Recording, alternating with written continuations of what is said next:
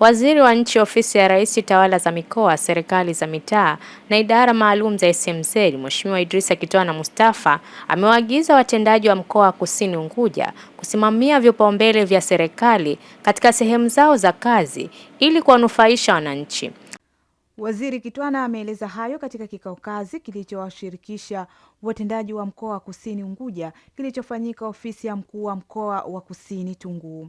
Amesema uwajibikaji wa watendaji wa mkoa huo ndio utakaosaidia kufikia malengo ya serikali katika kuwatumikia wananchi, hasa kwenye miradi ya vipaumbele ambavyo inawagusa. Vipaumbele vya Rais Mwinyi ni usafi, kwani anaamini na sote tunaamini hivyo, usafi ndiyo chachu kubwa ya kuwa kivutio cha nchi yetu kwenye swala la utalii. Inakuwaje nchi iwe chafu halafu huyo mtu anakuja kufanya nini? Determination ya mji kuwa safi unaangaliwa wewe mwenyewe.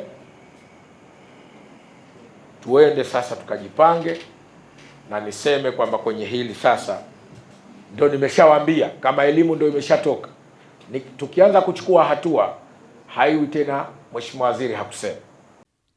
Mkuu wa mkoa wa Kusini Unguja Hamida Musa Hamisi amesema kwa sasa mkoa unafanya ziara katika shehia ili kubaini changamoto za wananchi wa mkoa huo. Tunaendelea kutimiza wajibu wetu wa kushughulikia kero na changamoto mbalimbali zinazowakabili wananchi katika maeneo yetu. Yapo mafanikio kadhaa tuliyoyapata, lakini pia bado zipo changamoto ndogo ndogo ambazo kwa uratibu wa ofisi yetu kupitia sekta zilizopo tunaendelea kukabiliana nazo.